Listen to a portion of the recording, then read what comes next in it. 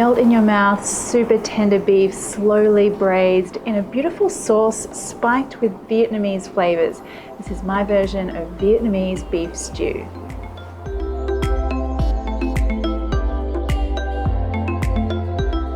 Vietnam has so many interesting dishes, and I love this one because it's one of the ones that takes a little bit from French cuisine, and that's owing to Vietnam's history, of course. And this is a really beautiful beef stew, but flavored with amazing Vietnamese spices and aromatics. Oh, I love it. Anyway, let's get started on the all-important marinade, because that is going to add a lot of the flavor that we're looking for. So I just need some lemongrass. Obviously not your usual suspect for a beef stew. Now, to break this up, I just want to hit this with the back of my knife. And I always like to peel off these outer layers. They can be really quite firm, a bit hard and tough. Slice off the end. So now we're in the really soft part of the lemongrass, and I'm just going to finely slice that.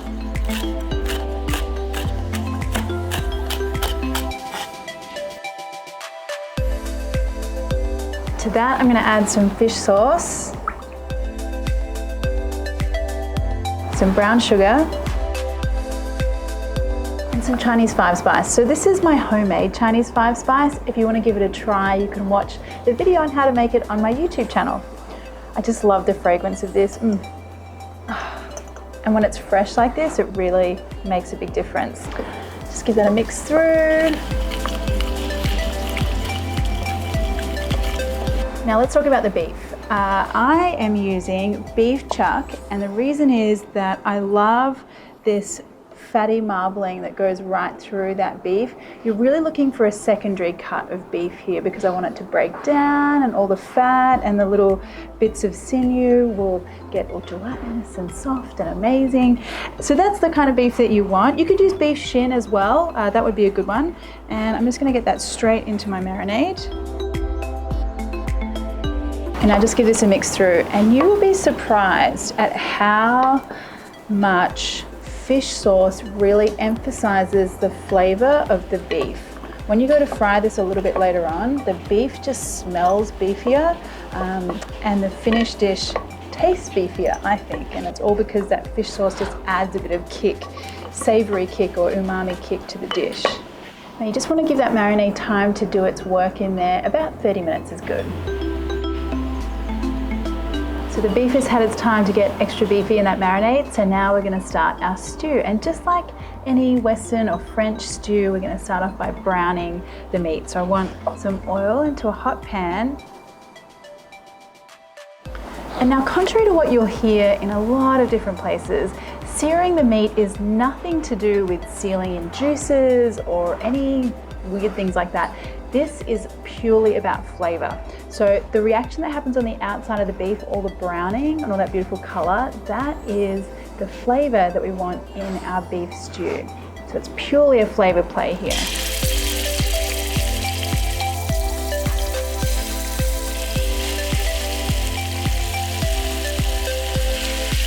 Now don't overcrowd your pan here. If you need to do this in batches, that's fine. The important thing is that we're all about the color and the heat and the browning here.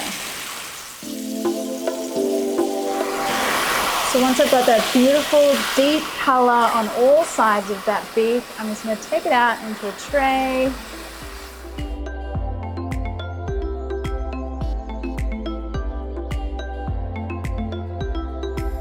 Okay, now any leftover marinade in your bowl, just pour that on top of the beef as well, and we'll get all of that back into the pan along with those resting juices a bit later.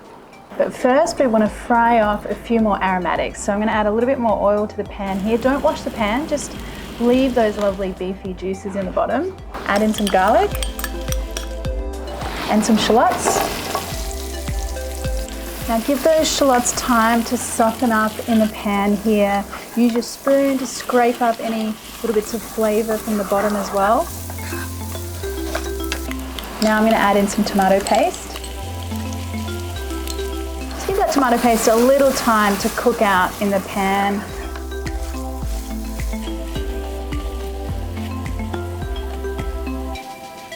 Now I'm also going to need some ginger here. I just want some slices that are going to infuse the sauce. and some star anise and some cinnamon.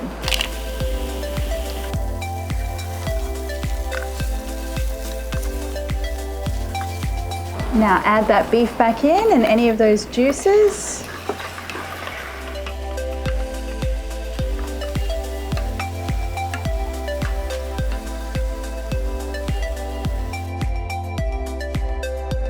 Just mix that beef around, get it coated in that tomato paste.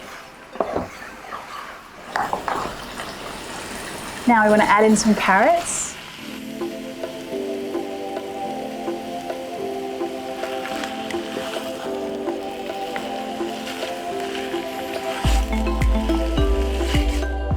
And then some water.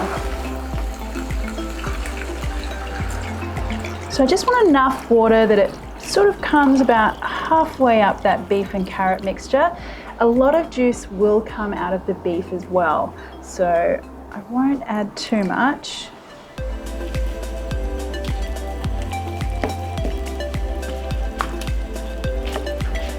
Now just wait for this to come back up to a gentle simmer, and then you can put a lid on.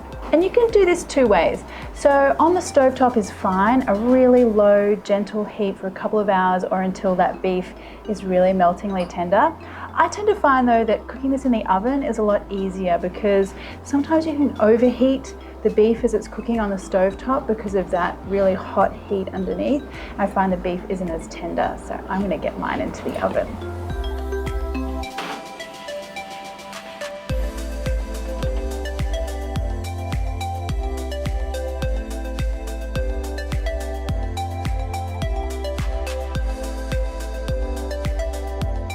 Now this beef has been making my kitchen smell amazing. Let's take a look. All those beautiful spices, the star anise, the cinnamon, divine. Now let's just check and see if that beef is ready.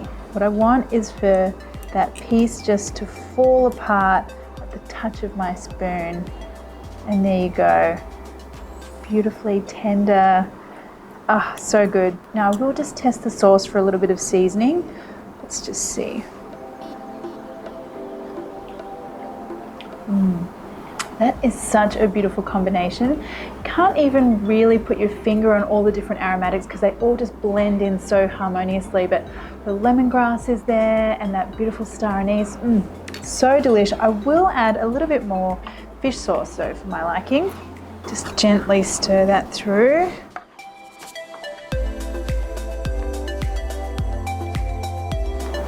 Now we just serve that up in a nice big bowl.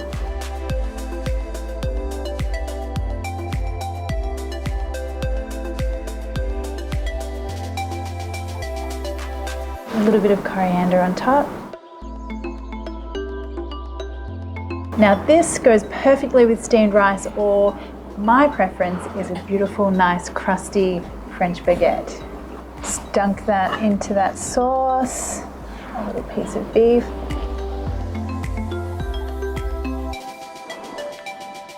That is so heaven. Oh, so good. This is honestly beef stew, whole nother level. Okay guys, this beef, what can I tell you? The flavor is insane, and we're just using regular pantry ingredients. Here we go, we're gonna make Vietnamese shaking beef.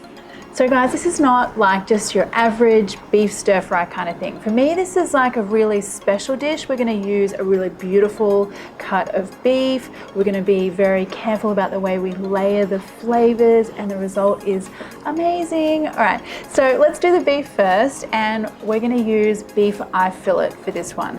And we need to treat it with some respect because it is one of the more expensive cuts of beef. And what you want here is your beef in dainty little one bite pieces. So strips first, and then my little chunks.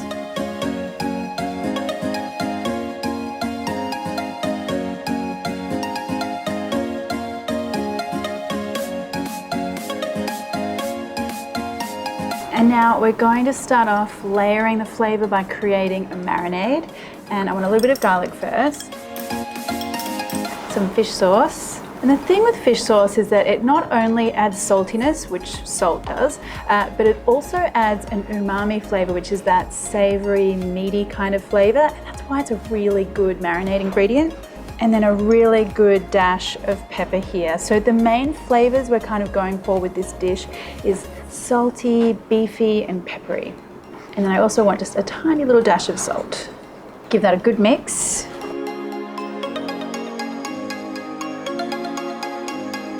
So that beef just needs about 20 minutes to really allow those flavors to develop. And in the meantime, let's do our stir-fry sauce.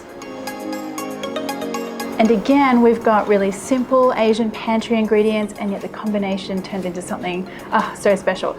First of all, oyster sauce, soy sauce, and some dark soy sauce, some fish sauce, some vinegar, and then a little dash of sugar. We've got quite a few salty ingredients here. I want to round out that flavor with some sweetness. Just give that a good mix. And there are a couple more things I want to do before I get sizzling in my wok. One of those is to prepare some spring onion. And with these, I'm going to slice up the white part first. And these guys are going to get stir-fried with my red onion. And then the dark green part, I'm going to save those bits for the end. And then to get my serving plate ready, I want a nice little smattering of crispy watercress leaves.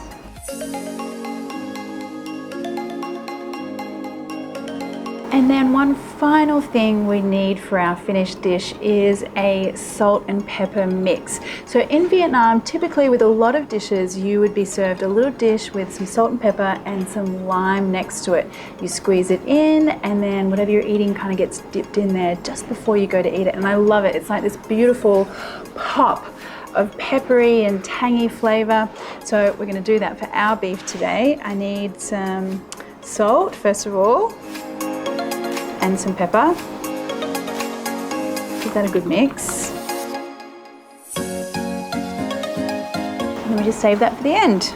And now we're ready to stir fry. And I have to say, the whole success of this dish hangs on your ability to control your fear about the heat. That is, I need this wok so super ripping hot, and that's because I want to get a really beautiful sear on our gorgeous little bite-sized pieces of beef. Okay, so my wok's kind of looking a little bit scary now with all of that smoke coming off it. Now I'm going to add in my oil. Make sure you swirl that around. Again, wait for that heat. And just before you think you might need to call the fire department, now we get the beef in. Straight away, you want to spread that beef out. I want as much beef coming into contact with that hot wok as possible. Okay, now just leave that beef to develop some beautiful color before you start messing with it. Okay, let's have a look now. I'm going to toss the beef through. Yep, that's some good looking color there. So now I want to add in my onions and the spring onion as well. And I'm going to add my sauce straight in as well. And now I don't want to leave this to stew for very long. This should all be happening really quickly. So just as that sauce starts to bubble again, I'm going to add in a little bit of corn flour mixed with some water. And immediately you should start to see that sauce thicken up and get all glossy. And then a final pop of color with my spring onion tops. Quick toss, and that's it. And then this goes out onto our watercress. I just love that contrasting color with the deep dark beef and the purple pink onions. Okay, now don't forget your pepper salt and a little wedge of lime as well. And there you have it, guys, Vietnamese shaking beef. I love that this is like simple pantry ingredients, and yet the flavor explosion is totally insane. Let's try it out and see. Take my beef, and I want to squeeze that lime into the salt and pepper. Give it a little dunk.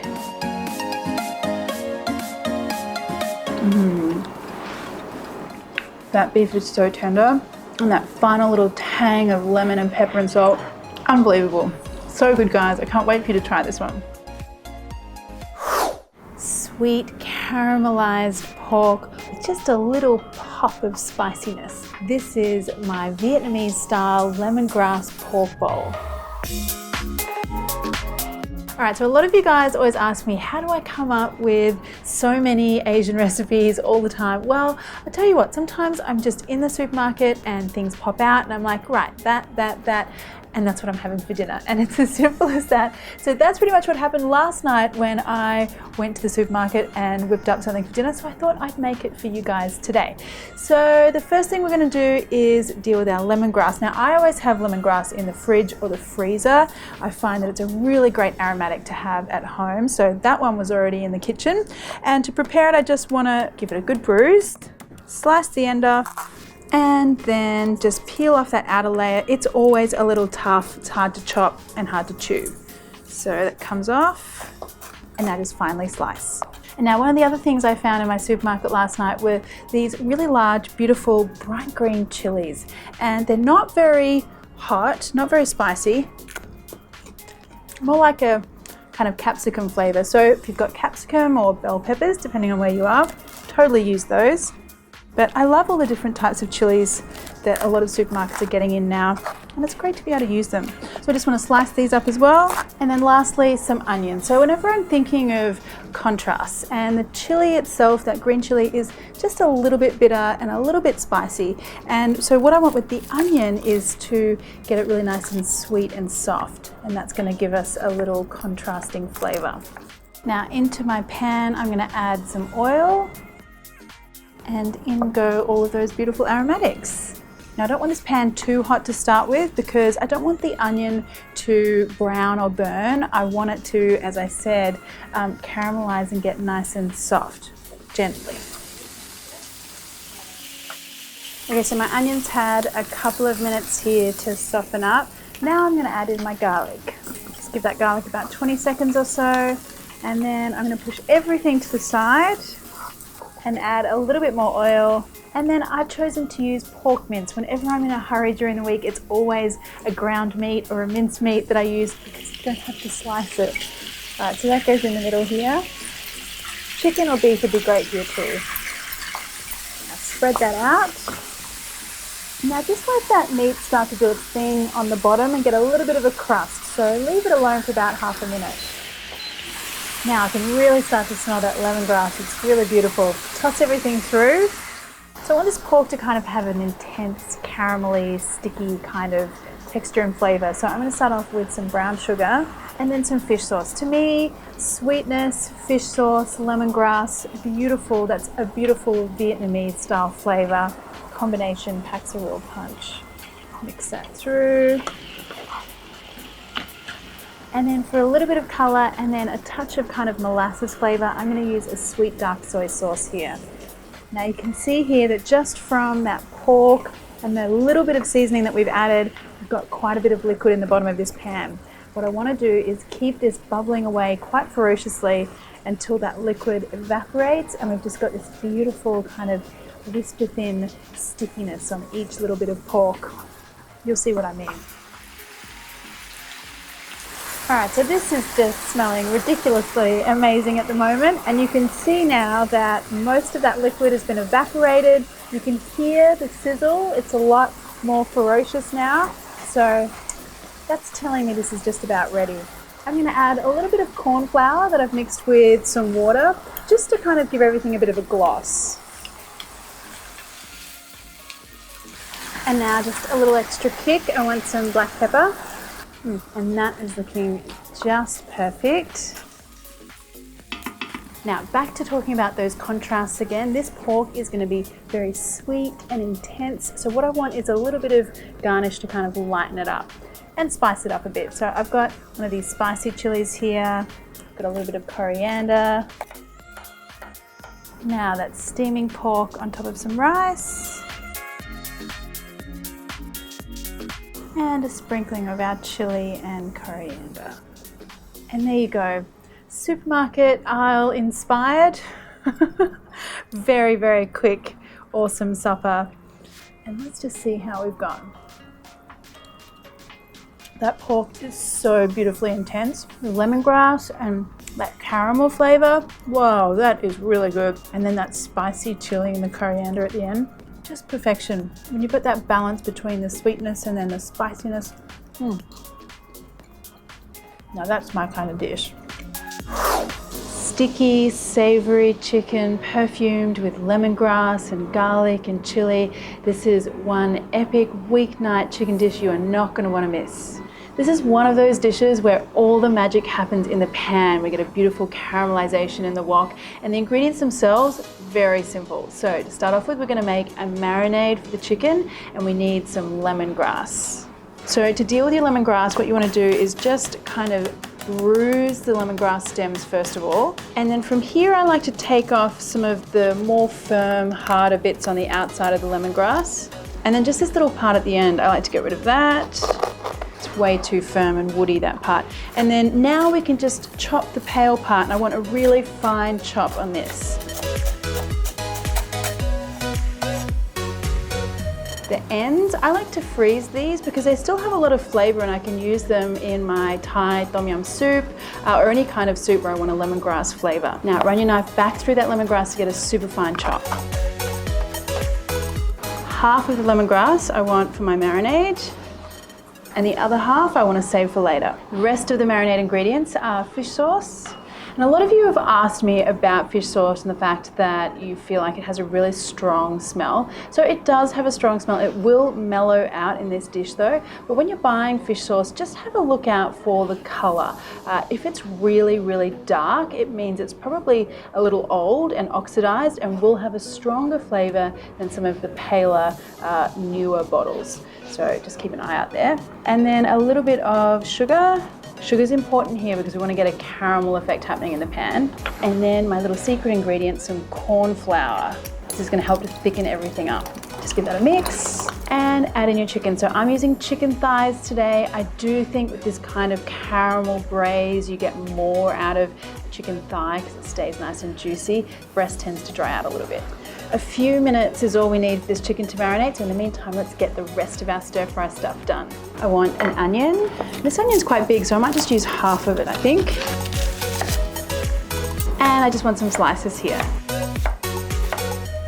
Now we want some garlic.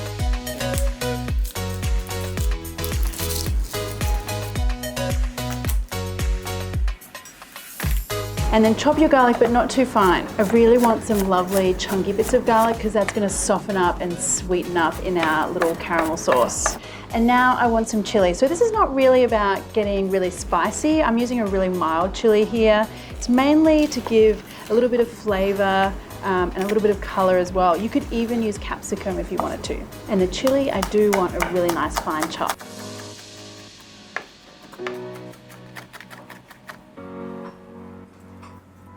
And now we are ready to hit the wok. Just want a little bit of oil in here to get things started. And a wok is totally not essential for this one. You could just use a large frying pan as well. And now for my onion, garlic, chili trio. It's such a satisfying smell.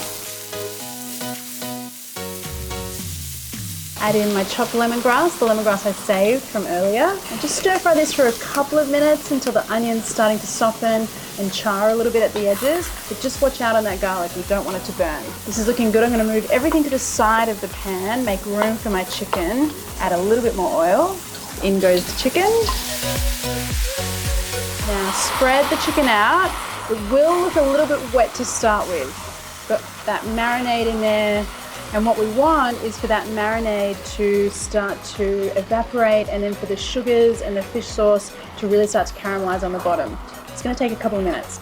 Okay, so I can see some darkening brown bits happening underneath our chicken here. A lot of that marinade liquid has now disappeared. We've got some loud, fast bubbles happening, so I think it's time to flip our chicken. Beautiful, we've got just a touch of color on that chicken, a little bit of chariness. And now I'm going to add some coconut water. So coconut water, just grab it from your local supermarket. It's the juice from inside the coconut. And I like to go with the one that's as natural as possible. So try your fridge section for that. And this is where we need to be patient and wait for the magic to happen. Leave this to simmer for about 10 minutes or until it's beautifully thick and glossy. Okay, so check this out, guys. Look at what we've ended up with. This beautiful, sticky, dark caramel sauce. Ah, pure magic. I wish you guys could smell this. Now this is a really full-on intense chicken dish. You definitely want some rice or some noodles for this. I'm going to serve mine with rice today.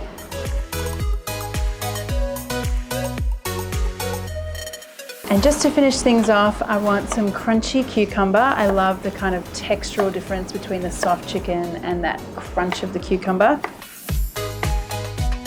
And then just some coriander. If you're not a coriander fan, you can totally leave this out. Just add spring onion. So there you have it, guys. Really simple ingredients, a bit of magic happening in the pan, and you have one amazing chicken dish.